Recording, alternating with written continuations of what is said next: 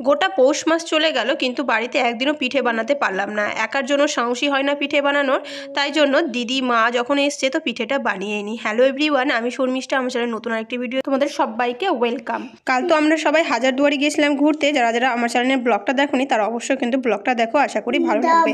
সকালের জলখাবারে হচ্ছে লুচি আর আলুর তরকারি। কালো জিরে ফোড়ন দিয়ে কাঁচা লঙ্কা দিয়ে যে আলুর তরকারিটা হয় সেটাই লুচি দিয়ে খেতে কিন্তু ভীষণই ভালো হয়। এদিকে আলুর তরকারিটা আমি করছিলাম আর মা করছিল লুচি। বাবু আজকে সব থেকে শেষে ঘুম থেকে উঠে, তো এদিকে আলুর তরকারিটা আমার রেডি হয়ে গেছে, লুচিগুলো সব ভাজা হয়ে গেছে। তোমার দাদাভাই আর আমার দাদা গেছে বাজারে, তো ওরা আসতে গেলে আরও কিছুটা লুচি ভাজবে, গরম গরম খেতে ভালো লাগবে তাই জন্য। তো নারকেলটা কুড়ানো হয়ে গেছে, দিদি নারকেলটা কুড়ালো আর এদিকে খেজুর গুড় দিয়ে নারকেলের পুরটা বানিয়ে নিল, যেটা পিঠে বানাবে। তো বাজার থেকে চলে এসছে, নিয়ে এসছে খাসির মাংস, আজকে খাসির মাংস আর ভাত রান্না হবে। তো দেখো বাবু এদিকে একটা আপেল নিয়ে এখন ঘোরাঘুরি করছে। সকালে ও খেয়েছে জলখাবারে লুচি। ও সবসময় দেখবে লুচি বা রুটি মানে আটার জিনিস বেশি পছন্দ করে ভাতটার থেকে।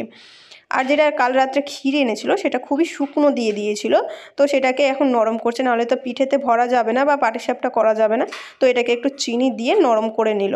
তো আমাদের পিঠে বানানোটা রেডি হয়ে মানে পিঠে করার জন্য সব রেডি করে নিয়েছি।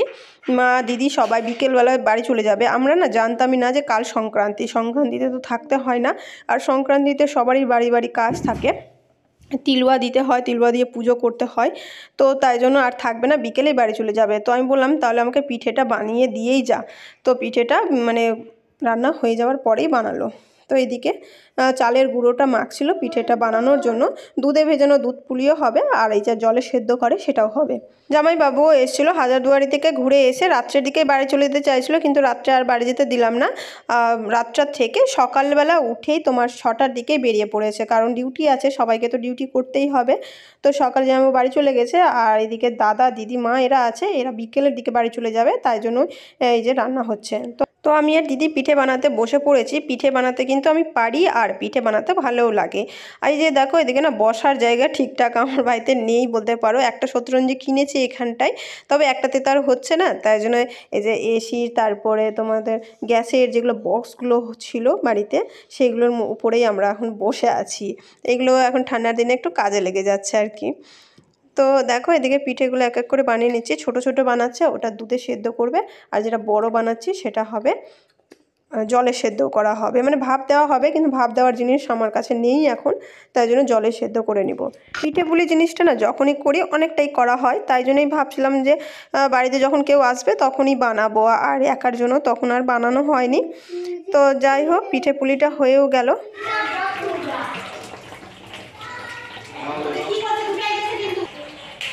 এদিকে রান্নাও কমপ্লিট হয়ে গেছে। আর আজকে আমাদের না যেটা কাছেই সুভাষদ্বীপ পার্কটা আছে সেখানটাতে মানে এত পিকনিক হয় যে খুবই ভিড় হয় ওখানটাতে। তো ওইখানটাতে যাওয়ার ইচ্ছে ছিল যে ওখানটাতে রান্নাবান্না করে নিয়ে গিয়ে ওখানটাতে আমরা খাবো, পিকনিক হয়ে যাবে একটা ছোটোখাটো। কিন্তু মানে মনে পড়ে গেল কাল সংক্রান্তি, তাই জন্য সবাই বিকেলের দিকেই বাড়ি যাবে। তো যাই হোক যখন যাবে তো আর কিছু করার নেই, এরপরের বার যখন আসবে তখন আবার নিয়ে যাব। তো এদিকে দেখো এদিকে দুধে সিদ্ধ করা পিঠেটাও হয়ে গেছে, এতে খেজুরের গুড় দিয়েছে। আর এইদিকে মা এক এক করে ওই জলে সেদ্ধ করা পিঠেটা করছে বড় বড়। মানে আমার এখানে না খুবই বাসনপত্রেরও অভাব বলতে পারো, তাই জন্য মানে একসঙ্গে অনেকগুলো রান্না করা যায় না। পিঠে খেতে তো সবাইকেই ভালো লাগে, তবে আমাকে বাসি পিঠে খেতে বেশি ভালো লাগে। যত বাসি হয় তত যেন মনে হয় যে আরও খায় এইরকম। তো দেখো এদিকে পিঠেগুলো রেডি হয়ে গেছে, এরপরে দিদি করবে পাটিসাপটা। আমি পারি পাটিসাপটা করতে, তবে ওরা যখন আছে তো ওরাই করুক। তো দেখো এই যে এক এক করে পাটিসাপটাগুলোও করে নিচ্ছে। এটা রুলি ময়দা গুলে নিয়েছিল। আমার আবার যে কোনো পিঠে পাটিসাপটা বলো নারকেলের পুর দিয়ে যেটা করা হয় সেটাই আমাকে ভালো লাগে, ক্ষীরেরটা তেমন ভালো লাগে না। খাই তবে অতটা খাই না, কিন্তু তোমার দাদা ভাইয়ের ক্ষীরেরটাই খায়, ও আবার নারকেলেরটা খায় না। দুজনের দু রকম পছন্দ। তোমাদের কোনটা ভালো লাগে অবশ্যই কিন্তু কমেন্ট করে বলবে। আর আমার চ্যানেলে মানে প্রতিদিনই তোমরা এখন ভিডিও পেয়ে যাবে। কিছুদিন দেওয়া হচ্ছিল না কিছু কাজের জন্য, তবে এখন চেষ্টা করব প্রতিদিন ভিডিও দেওয়ার। তো প্লিজ আমার পাশে থাকবে। তো দেখো এদিকে দিদি এক এক করে পাটিসাপটাগুলো বানিয়ে নিচ্ছে। পাটিসাপটাটা এটা ক্ষীরের বানাচ্ছে। দেখো ক্ষীরেরগুলো আগে করে নিচ্ছে। ক্ষীরের আর নারকেলেরটা আলাদা আলাদা রাখলে না বোঝা যায় কে কোনটা খাবে। তো পিঠেগুলো অনেকগুলোই বানানো হয়েছিল, পাটিসাপটা পিঠে সবাই এক এক করে হচ্ছে আর এক এক করে খেয়ে নিচ্ছি। পরে কতটা যে হয়েছে একটাও ভিডিও করতে পারেনি। তো যাই হোক, দুধ পুলিটাও ভালো হয়েছিল আর জলে সেদ্ধ করা পিঠেটাও ভালো হয়েছিল আর পাটিসাপটাটাও ভালো হয়েছিল। তো যাই হোক, এদিকে ওদের বাড়ি যাওয়ারও তাড়া আছে, কারণ যেতে তো তোমার 3 ঘন্টা 3 থেকে 4 ঘন্টা লাগবে বাড়ি পৌঁছাতে। তো একটু বিকেল বিকেল যদি না বেরোই তাহলে তো সন্ধে রাত হয়ে যাবে। বললাম থাকতে, কিন্তু থাকবে না, সকালে যেতে পারবে না উঠে। আর মা যেহেতু ওই তিলুয়া হাতে দেয়, উপোস থেকেই পুজো করে, তাই জন্য বাড়ি গিয়ে সব বাসি কাজ করে মানে পুজো করাটা অনেকটাই টাফ হয়ে যাবে। তাই জন্য বললো যে না, বিকেলেই যাব।